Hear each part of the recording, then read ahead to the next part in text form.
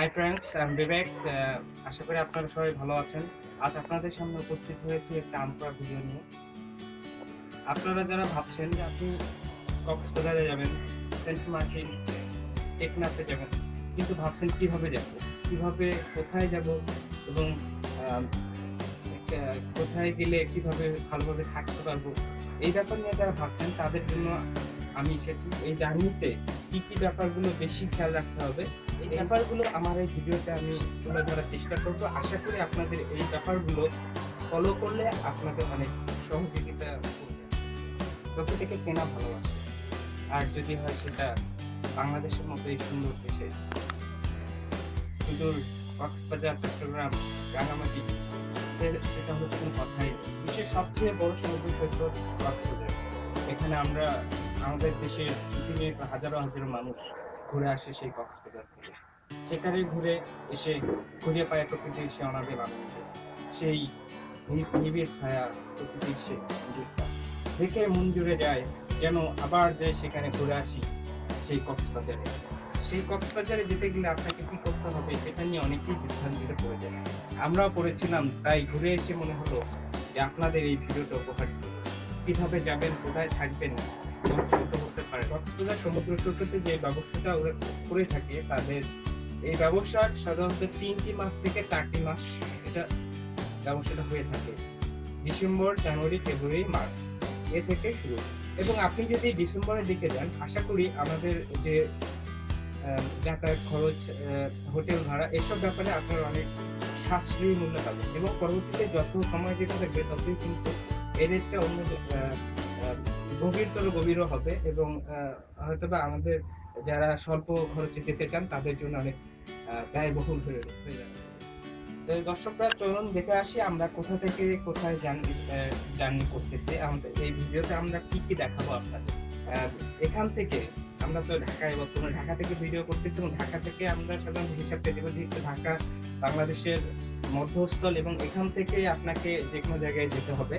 তাই আপনাদের দেখানো হবে যে ঢাকা থেকে কক্সবাজার যেতে কত টাকা লাগবে, এই ব্যাপারটা দেখানো হবে। হোটেল ভাড়া আপনি মিনিমাম কত রেটে পেতে পারেন, এবং ওখান থেকে যে ছোটখাটো জিনিসগুলো, যে যেমন ধরুন আপনি কক্সবাজার থেকে সেন্ট মার্টিনে যেতে কত পড়বে, লঞ্চ ভাড়া আপনার কত পড়বে, সেখান থেকে আপনি বিভিন্ন ছোট ছোট জায়গা, যেমন ওখানে ধরেন যে সুগন্ধা বিচ আছে, ওখানে আছে Laboni beach, Kolatoli beach. So এইসব জায়গায় যেতে আপনার কত ভাড়া পড়তে পারে, এবং সাথে আপনার ওখানে হিমছড়ি পাহাড় আছে, তো হিমছড়ি পাহাড়ে আপনাদের কত অটো ভাড়া লাগতে পারে, এইসব ব্যাপারগুলো আমরা এই ভিডিওতে তুলে ধরবো। এবং আশা করব আপনারা ওখানে যে এইসব ব্যাপার ফলো করার কারণে অনেক সাশ্রয়ী, স্বাচ্ছন্দ্যে জার্নি সম্পন্ন করতে পারবেন। তাহলে চলুন দেখে আসি আমরা কোথা থেকে কোথায় যাচ্ছি। আমরা চট্টগ্রাম, কক্সবাজার, টেকনাফ, সেন্ট মার্টিন।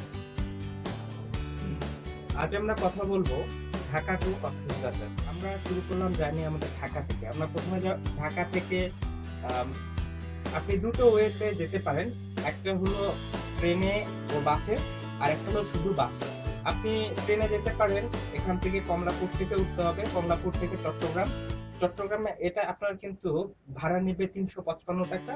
এবং চট্টগ্রাম থেকে আপনি কক্সবাজার থেকে চিটাগাং পর্যন্ত যে দুটি ট্রেন যাতায়াত করে, একটি হলো মহানগর এক্সপ্রেস, এটা 8টা থেকে 9টার মধ্যেই ঢাকা স্টেশন, কমলাপুর স্টেশন ত্যাগ করে। আরেকটা তুলা এক্সপ্রেস, ঢাকা থেকে চিটাগাংগামী যে দুটি ট্রেনের কথা বললাম, ওই দুটি ট্রেনের উভয়েরই মূল্য 355 টাকা। ট্রেনে যাতায়াতের ক্ষেত্রে আপনাকে চট্টগ্রামে নামতে হবে, কেননা ওখানেই শেষ রেল লাইনে। ওখান থেকে কক্সবাজার যাওয়ার কোনো রেল লাইন হয়নি এখন। তো ওখান থেকে আপনি চট্টগ্রামে নেমে ওখান থেকে আপনি বাসে অথবা হাইওয়ে করে যেতে পারেন। তবে উভয়েরই আর এভাবেই আপনি ঢাকা টু কক্সবাজার যেতে পারেন। আরেকটা পদ্ধতি হলো, যেটা একেবারেই সোজা সাপটা হিসাব, বাসে করে যদি আপনি যেতে চান, তাহলে এটার ভাড়া পড়তে পারে ৭০০ থেকে ৮০০ টাকা। এর মধ্যেই এর মধ্যে আপনি ঢাকা টু কক্সবাজারে পৌঁছে যাবেন। নদীপথে আপনি অনেক মনোরম দৃশ্য দেখতে পারবেন। এর মধ্যে আপনি যখন চট্টগ্রামে পৌঁছাবেন তখন আপনি সুন্দর আ ২ টি ব্রিজ দেখতে পারবেন, যেটা দেখে আপনাদের আ অনেক ভালো লাগবে আশা করছি। আমরাও অনেক মুগ্ধ হয়ে গেছি।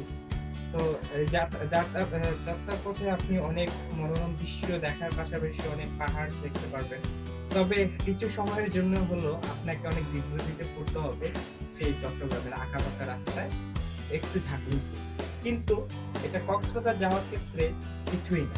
কক্সবাজারে পৌঁছে আপনি ১ম এ একটা পাবেন সুন্দর মনোরম পরিবেশে একটি হোটেল, যেখানে আপনি শান্তিতে রাতটি যাপন করবেন। তো ওখানে যেয়ে অনেক বিব্রতিকর অবস্থায় পড়ে যেতে পারেন। কক্সবাজারে পৌঁছে হয়তোবা আপনি কোনো দালালের চক্কর করে একটি স্বল্প মূল্যের রুমের ভাড়া বেশি করে দিয়ে থাকতে হচ্ছে। যেটা আমাদের মতো স্টুডেন্ট বা মধ্যবিত্ত ফ্যামিলিদের জন্য অনেক বড় কিছু হয়ে যাবে। সেক্ষেত্রে আপনাদেরকে আম এ এইটুকু জানিয়ে দিচ্ছি যে ওখানে আপনি সিঙ্গেল বেড, ডাবল বেড এবং ট্রিপল বেডেরই রুম পাবেন। সেক্ষেত্রে ওখানে আপনারা সিঙ্গেল বেডের ক্ষেত্রে আপনি ৫০০ থেকে শুরু করতে পারেন। দেখা গেল ওরা আপনার এই সিঙ্গেল বেডেরই ভাড়া চাবে ১,০০০-১,২০০ টাকা। কিন্তু এই বেডটা আপনি ইচ্ছা করলেই ৫ থেকে ৬০০ এর মধ্যে রাখতে পারেন। ডাবল বেডের ক্ষেত্রেও সেম জিনিস। এখানে দেখা যায় ওরা অনেক রেট বলে থাকে সাধারণত। ডাবল বেডের জন্য দেখা গেল আপনার কাছে ৩,০০০ টাকা দাবি করছে ওরা। এবং আপনি না বুঝে হয়তোবা একটা রেট বলে দিলেন ২,০০০ টাকা। কিন্তু দেখা গেছে যে ওখানে আপনার এই রেট গুলোকে অনেক কমিয়ে নিয়ে আসা যায়। যেমন ধরেন একটা ডাবল বেড আপনি ৭০০-৮০০ টাকা অনায়াসেই থাকতে পারেন। এবং দেখা গেল এখানে আপনারা অনায়াসে ৪ জন থাকতে পারবেন, কোনো সমস্যা নেই। এবং ট্রিপল বেডের যে সমস্ত কথা বললাম, এবং এই ট্রিপল বেডেও ওরা অনেক রেট দিয়ে থাকে বরাবরের মতোই। এবং এইসব বেডেও আপনি ১,০০০ টাকার নিচে অনায়াসে পাবেন। এবং আপনারা চাইলে ৬ জন এবং একাধিক আমাদের মতো যারা স্টুডেন্ট তারা চাইলে এক হারেই ৩ জন করে শেয়ার করতে পারেন। মানে ৯ জনের মতো থাকতে পারবেন।